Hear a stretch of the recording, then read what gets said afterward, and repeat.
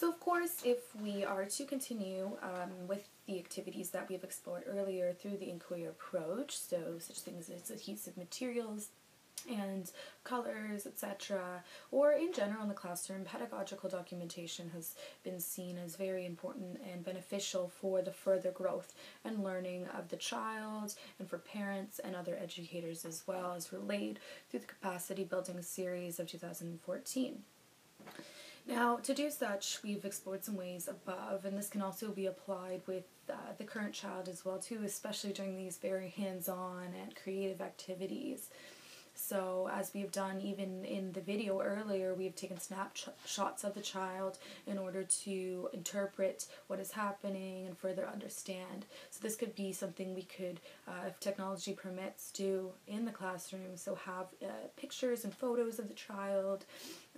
even go so far as to take videos as well, which of course would be interpreted later by the educator for further activities. Now the beauty of this is that these concrete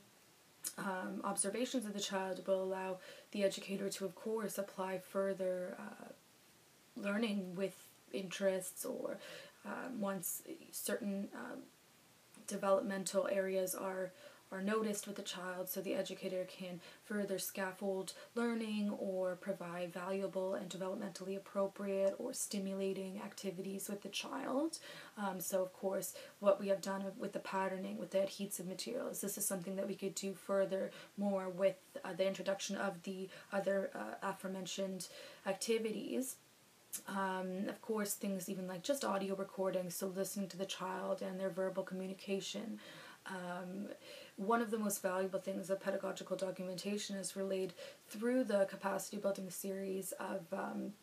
2013 is that we are able to discuss our findings with other educators, with parents. And this is something that through communication and the knowledge of others, we may be able to, again, further stimulate the learning of this child. So we may notice that the child is now interested in maybe different textures, or maybe becomes interested in things that stick to the body, or magnets or something of the such, just in introducing the child to these materials. And that's why this is so important, so that we can continue learning based on interest, based on what the child is inquiring, and from there will come the valuable learning experiences as well too. Documentation panels is something that will be presented below, is a beautiful way to kind of put the child's learning in a visual sense, so to show the child's learning to everyone involved in the learning process. And this is something that will incorporate such things as the child's work, so artifacts of the child, pictures that are used with the child of the work, and of course keeping the work is something that's very important as well too, for this type of documentation. And this allows for self-reflection of the child, as well as discussed in the early learning framework as well of 2011, which states that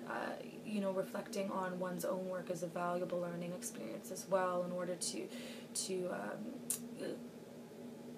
reflect on learning and their feelings, their thoughts, their ideas about their own work, and perhaps where they want to go next as well too. Having these in the classroom as well as a great sense of validation for the child, so we are affirming that they are learning, and that we're seeing and we're watching what they're interested in, what they're learning as well too, which can build a great sense of trust and community within the classroom too. And these are all just simple ways, of course, to engage in pedagogical documentation, even written notes as well, through observations. I mean, visual observation are great, but kind of getting it down on paper as well will transcend great to later opportunities. Once we've kind of forgotten of what we've seen in the classroom, we can reference back to folders, portfolios of the child, so taking these documentation boards and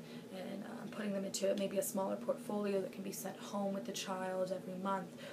again to allow the parents to be involved in the child's learning as well, is very important. And this can come further with this child as well too, so if the educator keeps these certain facets in mind and implements these, future learning and growth and inquiry can all be fostered.